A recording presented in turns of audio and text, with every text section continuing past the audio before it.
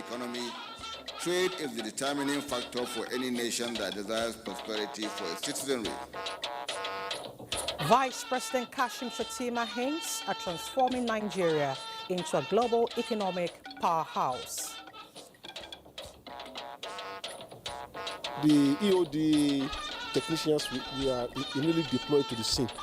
They dug the place and discovered that nothing was inside the place. Police debunk rumor of detonated improvised explosive at a market in Jos.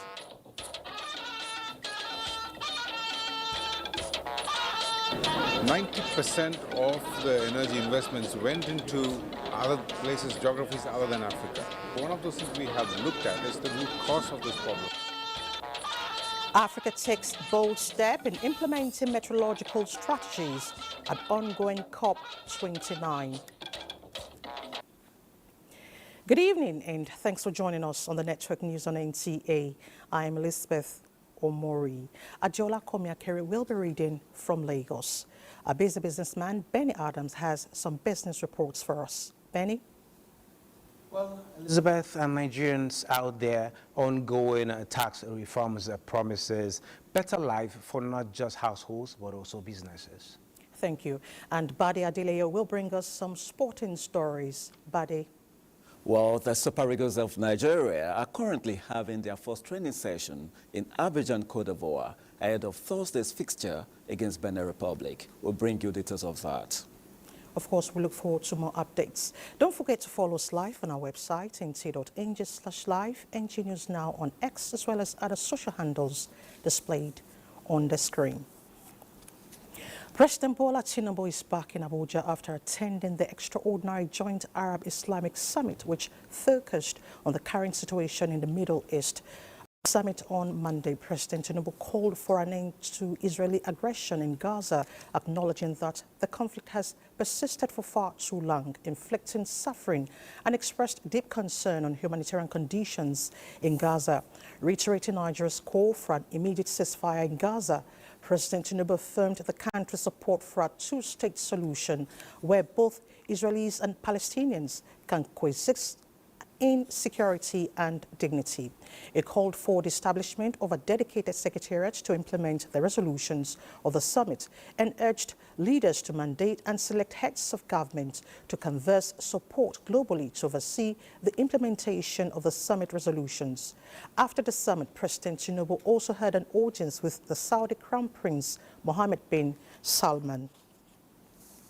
Meanwhile, the Saudi Crown Prince and Prime Minister of Saudi Arabia, Prince Mohammed bin Salman bin Abdulaziz Al Saud, has assured Nigeria of support in its economic reform programs. The assurance came when the Crown Prince and President Bola Tinubu met in Riyadh on the sidelines of the Joint Arab-Islamic Summit.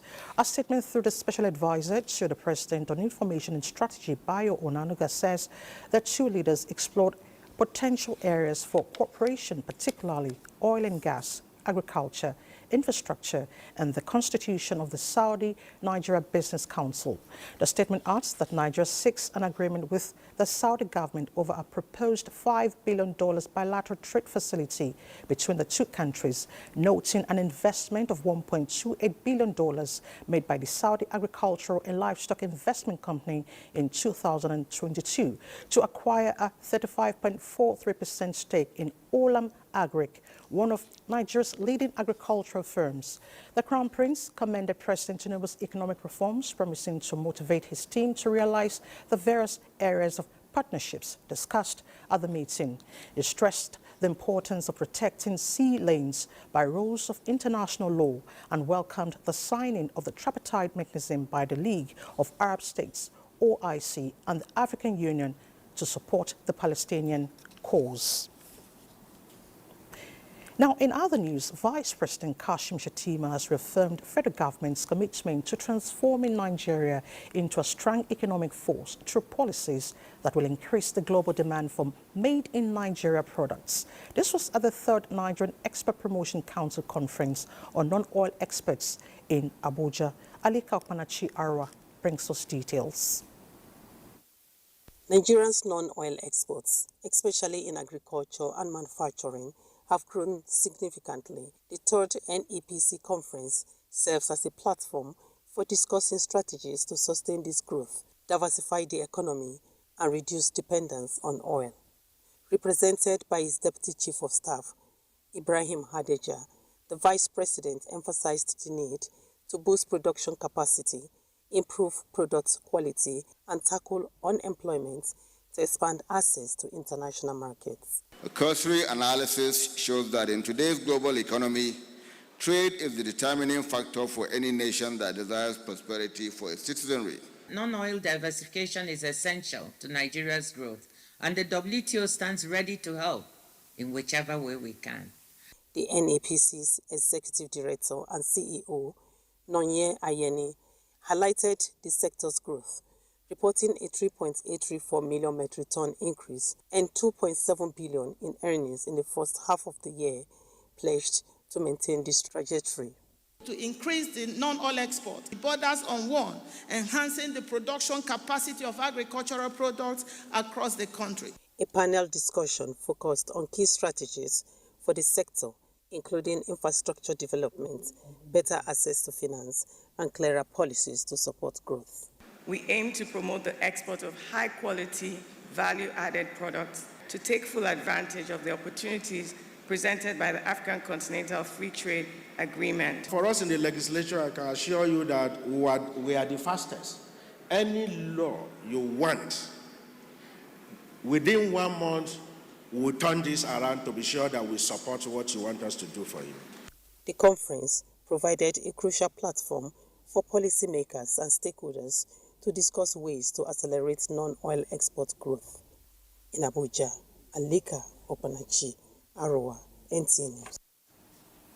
Now, 331 students from various academic fields have been selected for the one-year NLNG Human Capital Basic Development Program tagged Train 7 project. The program aims to empower young adults to be self-employed and navigate the challenges of daily living. Ifoma Omesa has details. That was the Code of Conduct declaration by the trainees into the NNG Train 7 Project HCD Basic Training Program. Nigerian Liquefied Natural Gas, Nigerian Contact Development and Monitoring Board, and other partners with requisite capacity to provide direct intervention, human capital development services are training students in various skills. These includes ICT, quality management system, marine and offshore services, engineering, among others. The trainees commend organizers for the laudable initiative that will help them stabilize and excel in life. When I got the mail, I even called the number at time to confirm maybe it was a dream. But fortunately for me, I called the number and it was confirmed. I really was not expecting this. I had applied a while ago and I forgot about it.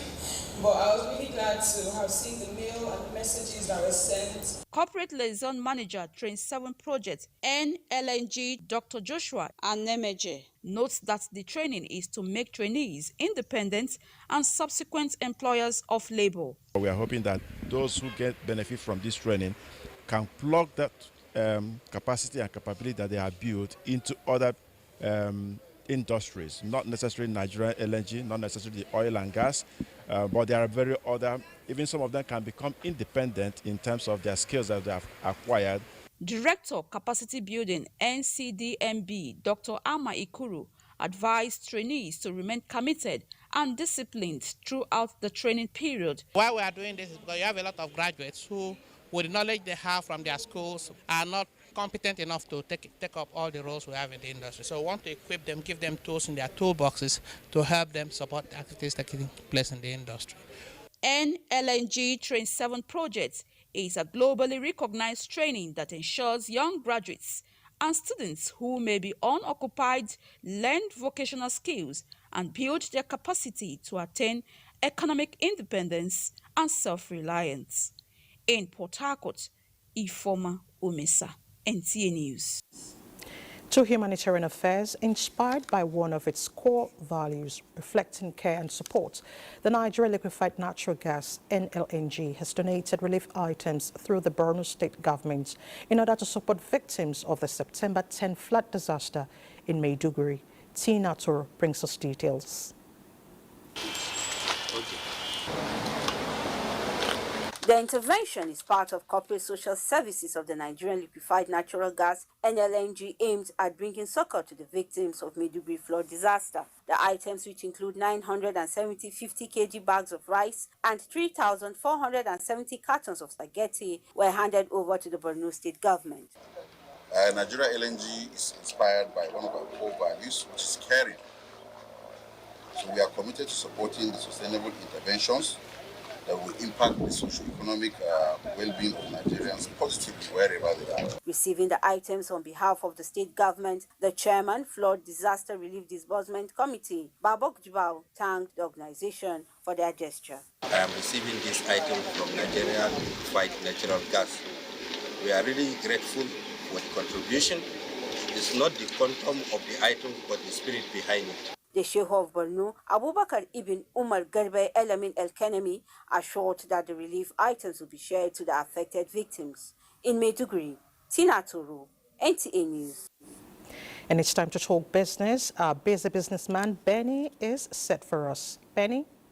Thank you, Elizabeth. And talking on business, stakeholders at the conference on adherence to standard practice as bedrock of sustainable development in the building and construction sector agree that rapid urbanization and rising population places immense demand on every infrastructure, making the building and construction sector both an opportunity and a challenge, where non-adherence to standards and codes of practice have led to loss of lives and property worth billions of naira, hence the need for stakeholders to handle the challenge head-on. The security of lives and property is uppermost on the agenda of the current administration. So putting a stop to the unending incidents of building and construction collapses, I believe that, and therefore adhering to strictly agreed standard practices will be our contribution to the priority of the administration. Innovative materials, construction techniques, and designs must be developed and standardized to meet this demand while maintaining quality and safety. However, SUN has a mandate to develop, approve, and enforce standards, assess all sectors, including the building and construction industry. There is a need to monitor and ensure compliance from end to end and in the open market where the government sources building materials for construction. You need to ensure that you design your road so that it carries the weather condition of the roads. We're supposed to design in line with the weather, in line with the traffic loading, in terms of the volume of traffic, and just to mention a few. But most of our roads are not designed in that regard. So basically with those factors, you discover that our roads will never last within that year. Now, amid misunderstandings about tax bills at the National Assembly, the FRS says VAT needs to keep pace with current way of doing business amid exemptions aimed at reducing the burden on small and medium-sized businesses. Let's take a listen. Including food items, housing, baby products, healthcare, education, public transportation, all of this has been exempted from VAT. Anyone who earns less than 1.5 million naira in a month, as of today, when these new bills are passed, will pay less tax than that person is paying now. It is only those who are earning above that amount of money. If you earn 5 million, 10 million per month, you are probably going to pay more. But for those who are earning less than 1.5 million in a month, you are going to pay less tax than you are paying now. So that's another benefit. Another benefit you get there is simplicity. The laws that we have proposed before the National Assembly are very simple to operate, very simple. You can sit down and determine what is your own tax at all. And if somebody wants to cheat you, you can say, no, I can compute it by myself.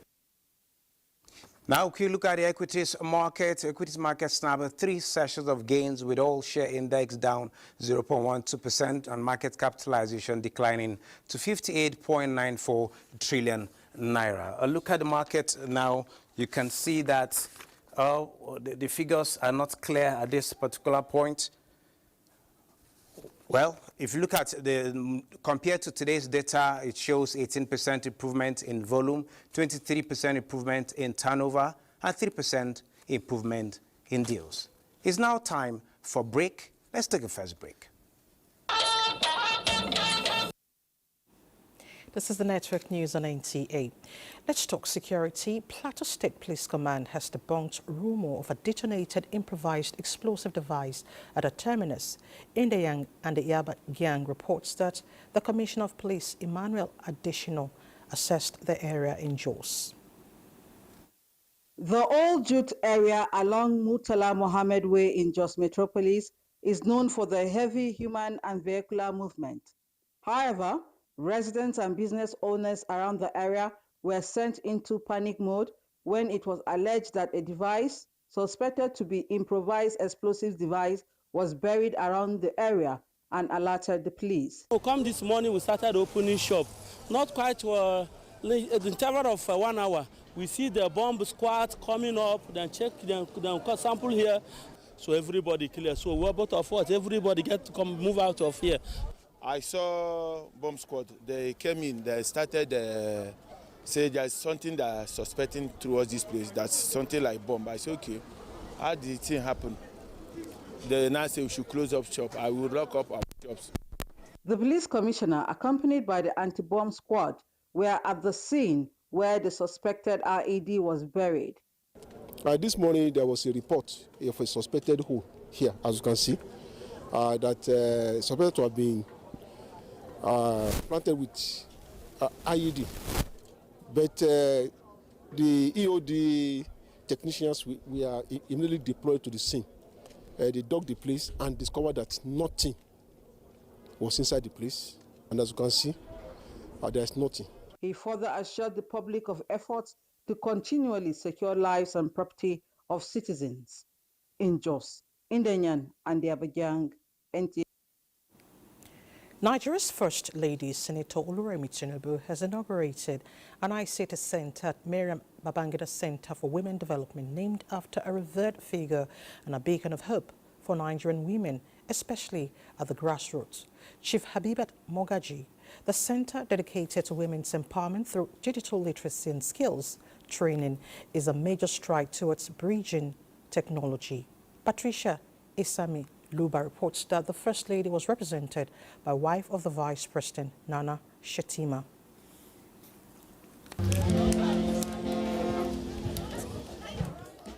With this, the advocacy for the advancement of Nigerian women came alive once again, as through the center, dreams and opportunities will light the way forward for women across Nigeria. The First Lady represented underscored the commitments of the Tinubu's administration to equip women with essential digital skills. As such, the ICT Center will serve as a powerful resource for Nigerian women, offering training in digital literacy, business management, and entrepreneurial development. As we honor her memory by naming the ICT block after her, we pay tribute to her. She has lived a life of excellence, she's lived a life of service, and she has empowered and served many people. And I think this should serve as a lesson for all of us, an inspiration for all of us, so that we can continue to, in her legacy, also impact in lives. Chief Felicia Sani, National President, Market Men and Women Association of Nigeria, who worked closely with Chief Mogaji, testified to her relentless advocacy for women's rights and economic empowerment. That woman united all the market women. I traveled with her to 36 states of Nigeria. Even I went to Meduguri with her. Late Mama Habibat Mogaji has done is something that we need to keep on reminding women that they should emulate her. Chief Habibat Mogaji legacy of advocacy for women's rights and opportunities in commerce is set to inspire a new generation. In Abuja, Patricia A. Samiluba, NTA News.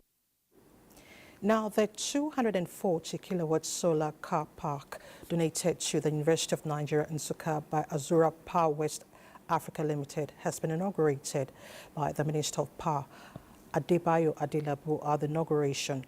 He emphasized the importance of power to the development of the nation. Chimaruku Ugu's report is presented. Nigeria, as a developing nation, faces energy challenge. However, one of the most promising solutions to this challenge lies in harnessing renewable energy sources, particularly solar power. It is for this reason that Azura Power West Africa Limited, one of the key players in Nigeria's power sector, embarked on the construction of a 240 kilowatts solar car park, which will supply power to the University of Nigeria, Nsukka, and reduce over-reliance on conventional fossil fuel-powered sources. For Azura, this is actually designed for the whole Nigeria. So we have selected 6 universities across the country that we are going to build this kind of project for. Of course, they say charity begins at home, so I had to start with my own alma mater. It's a very big boost for energy needs of the university. For months now, we are out of electricity, we're in the darkness. And commissioning this today will enhance a lot, at least for engineering faculty. Inaugurating the solar project, the Minister of Power represented maintained that energy plays a crucial role in driving development, especially in sectors like education, healthcare, and industry. He maintains that a solar car park will not only enhance the university's energy capacity, but also contribute to the environmental sustainability agenda of Nigeria. You recall that the power sector has been liberalized already completely. And when you are talking of liberalization of the power sector, that means that to attract the private sector and other stakeholders to participate. So, when you look at the Power Sector Act was passed in 2023, and the heart of it is that to attract the private sector for all this kind of initiative to come up. The university community are appreciative of the intervention as they promised to utilize the solar facility judiciously. In Enugu, Susan Eze, NTA News. Susan Eze there reporting.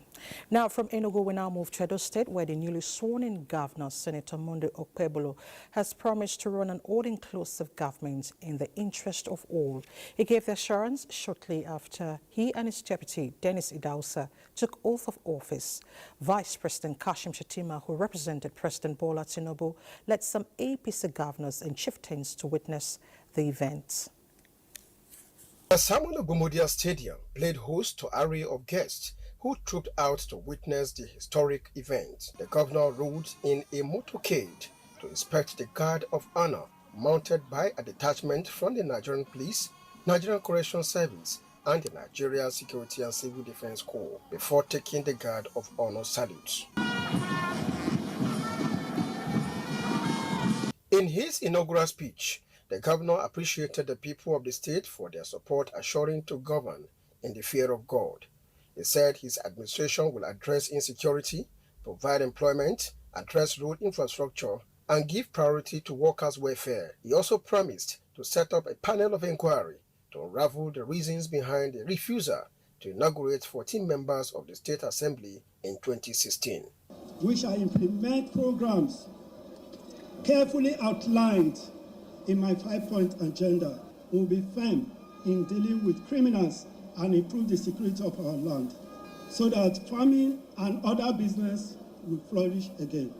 Our traditional institutions shall be given the necessary support to play their roles as custodians of our rich cultural heritage.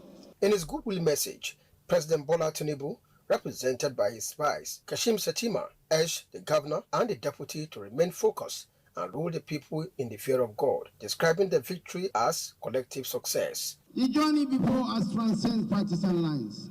We need a united front in the service to our people.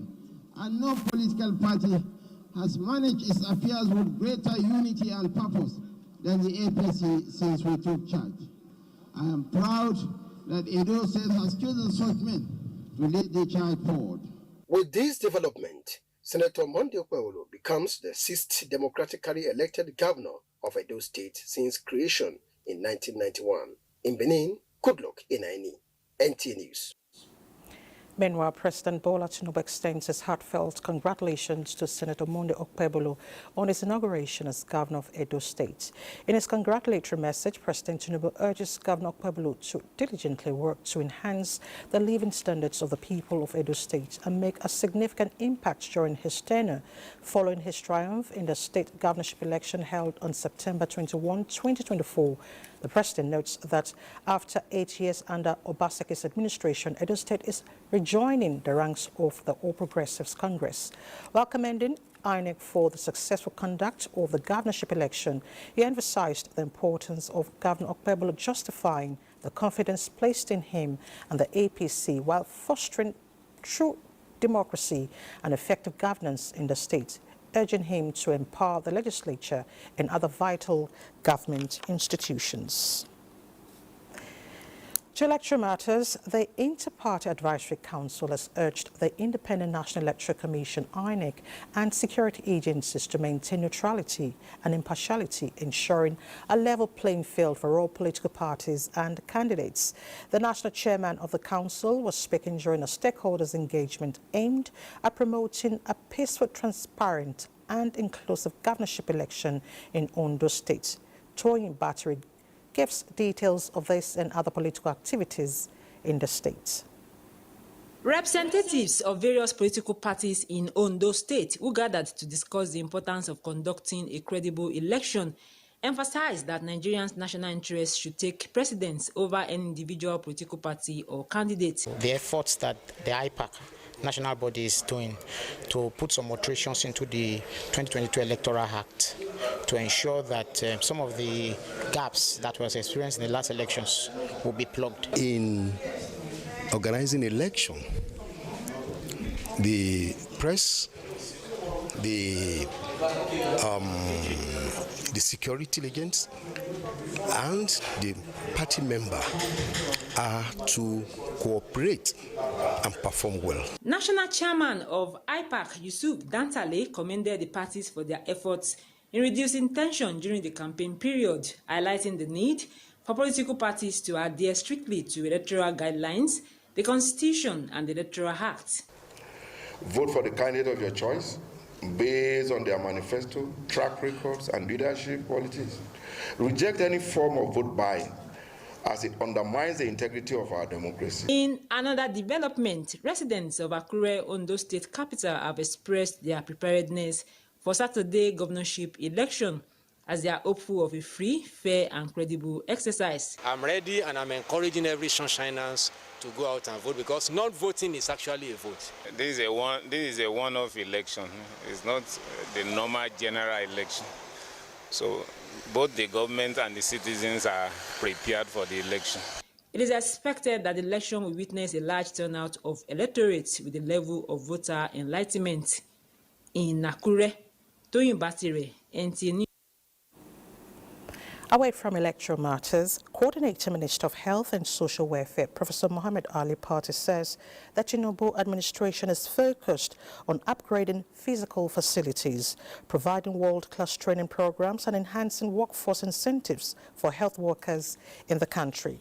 The Coordinator Minister stated this when the leadership of the National Association of Resident Doctors visited him to congratulate him on his reform efforts so far and explore ways to deepen collaboration with the ministry. The issues of the program itself, the quality of the program, the quality of the services, the quality of the hospitals, the issues bordering on our clients, the challenges of work hours, those kinds of things that have bearing to the patients, the research that grounds you. I was listening keenly on that, but it's sort of some of the issues that you raised are very basic issues, and I will address them. This is the Network News on NTA. It's time to pause here in Abuja and join Adeola in Lagos for more reports. Hello, Adeola.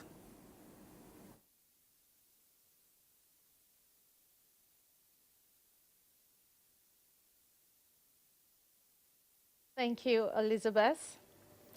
An Islamic-based form of financing, African Takaful, that provides non-interest finance governed by Sharia tradition rooted in the principles of solidarity, is holding its two-day conference in Lagos.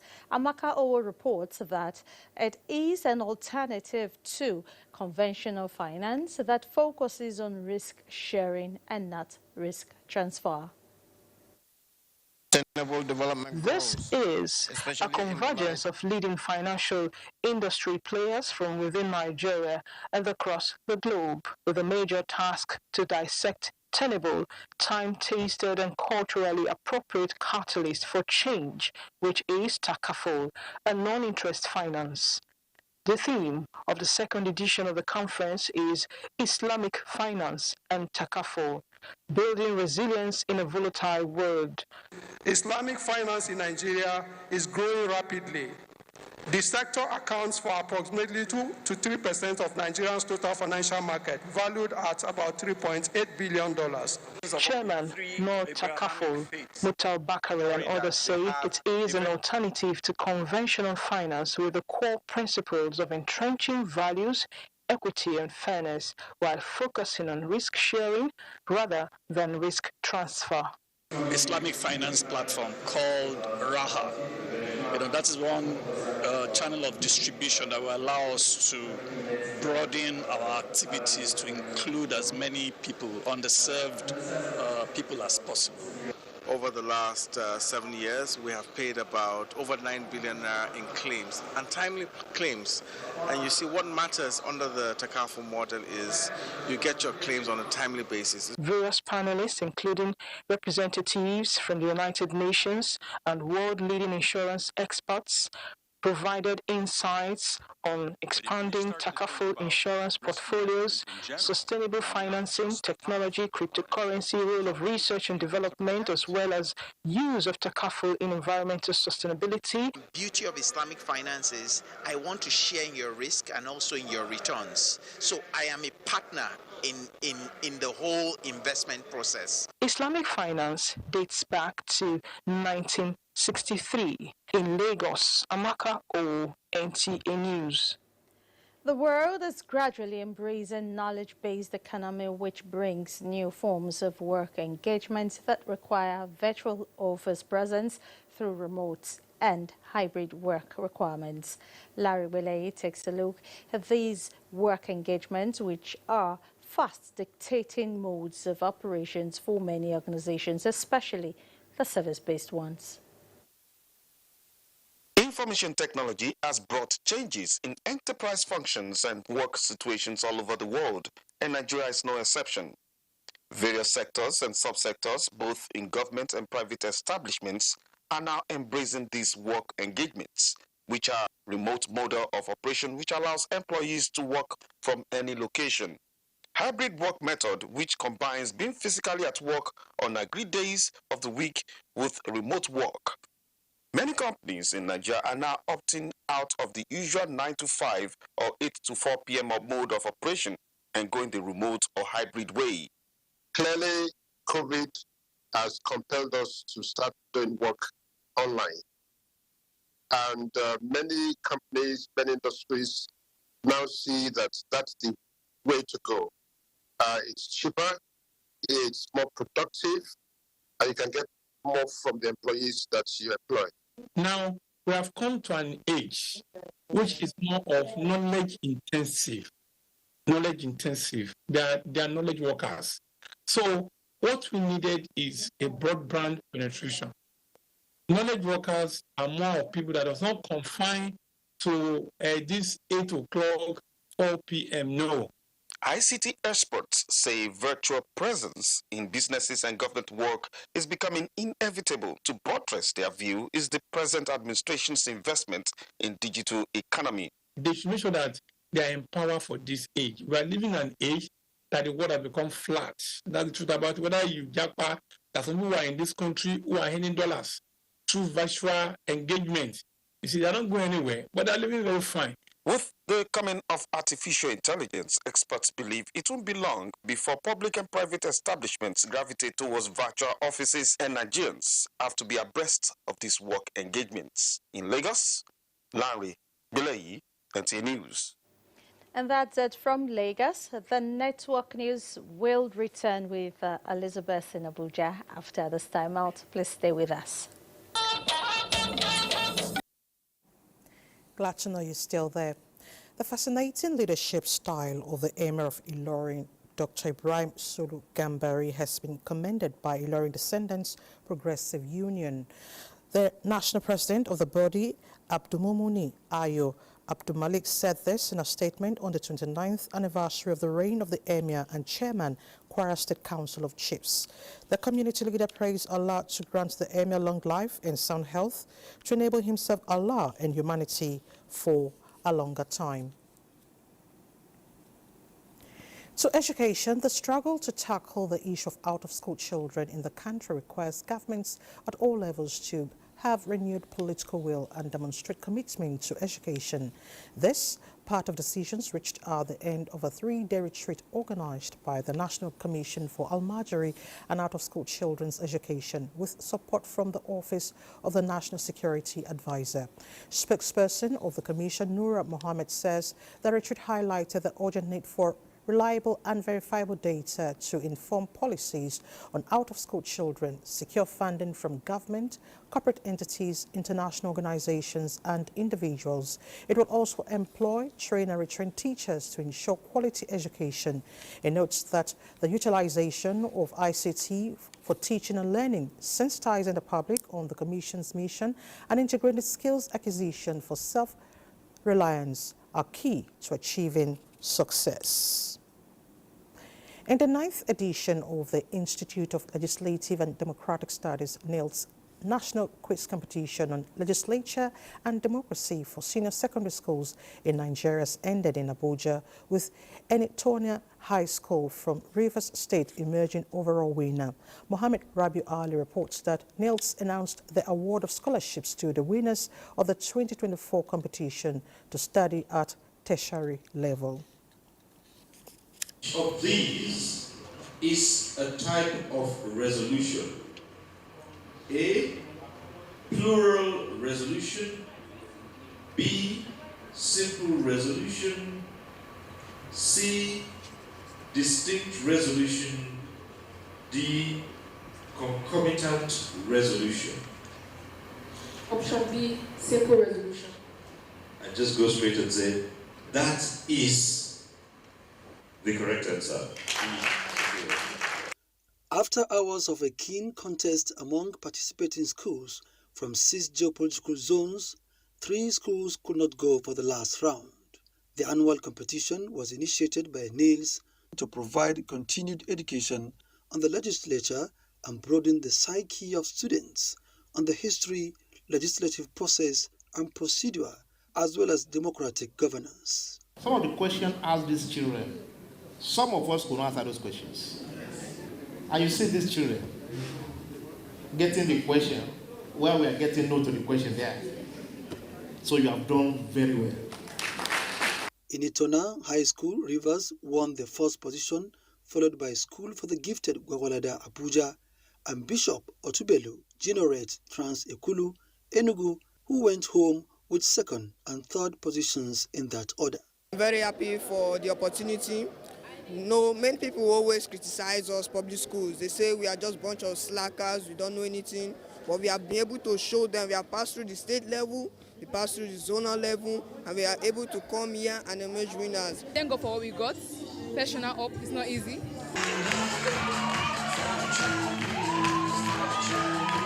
In Abuja, Muhammad Rabiu Ali.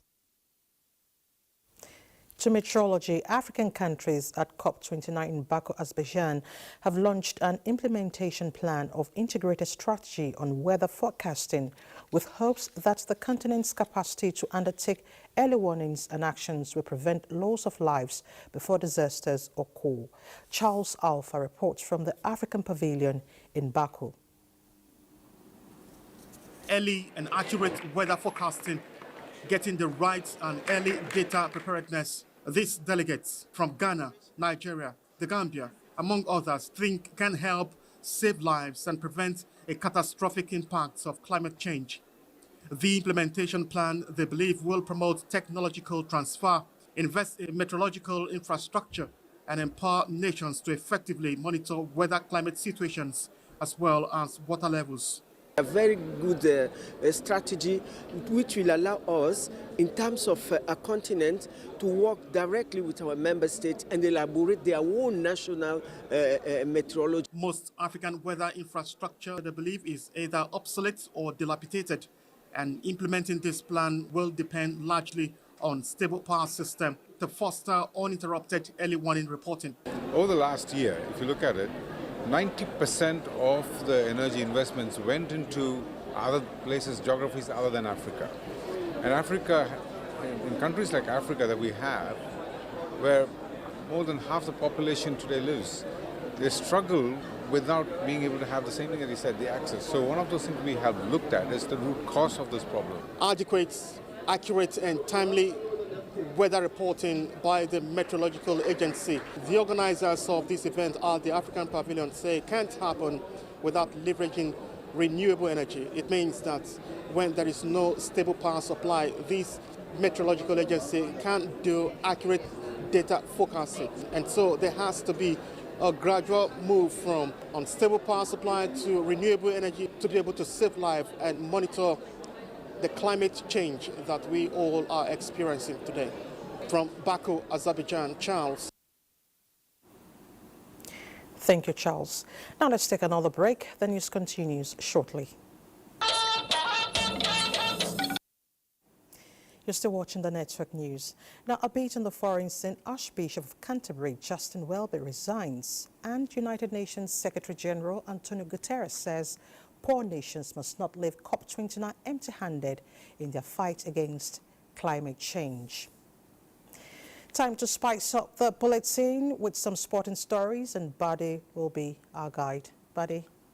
Many thanks, Elizabeth. Now let's begin from home. As the National Sports Commission says, it has all it takes to reposition the country's sports sector, not only for competitions and entertainment, but as a formidable source of revenue generation for national economic development.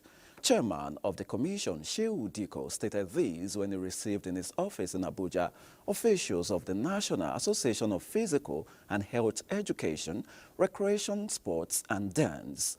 Ijoma Peter Wante reports that the association also visited the general manager, NTA Sports 24, Kayode Adeniyi, at the Moshood Abiola National Stadium in Abuja, where they commended him for his professionalism and effective coverage of sporting activities in Nigeria since coming on board. At the end of the day, we want to be counting sports, not just on the medals table, but how many jobs we have created, what is our contribution to the GDP, how many people are feeding on this sports business we are doing. That's the only way we can now say we are successful. We know what you have been doing, and we pray that even what you will do is going to be better than what you have been doing for sport in this. Now, grassroots football, they say they need to embrace the popular phrase, catch them young, and nurture sports talents into their full potential, especially in football, has been re-emphasized by the former NFF president, Sani Lulu Abdullahi. The football administrator, who spoke exclusively with NTA Sports in Abuja, says with proper mechanism put in place for young talents, Nigeria will become the choice destination for foreign football scouts, which will in turn help boost and develop the economy. So going to grassroots is the best. Identify them at that young level, particularly going to primary school at the age under 10, 12, not above 13, and then monitor those who have the talent to be great. It's very easy because we have officials that are all over the place. All you have to do is to create an enabling environment for them to do this execution of the concept which we are trying to think. All right, that will be a bit on sports, but let's let you know that the Super Eagles just concluded their training this evening. All right, let's go back to Elizabeth. Thank you so much, Bade, for the updates. And that concludes the news tonight. Thank you so much for your time. I'm Elizabeth Omori.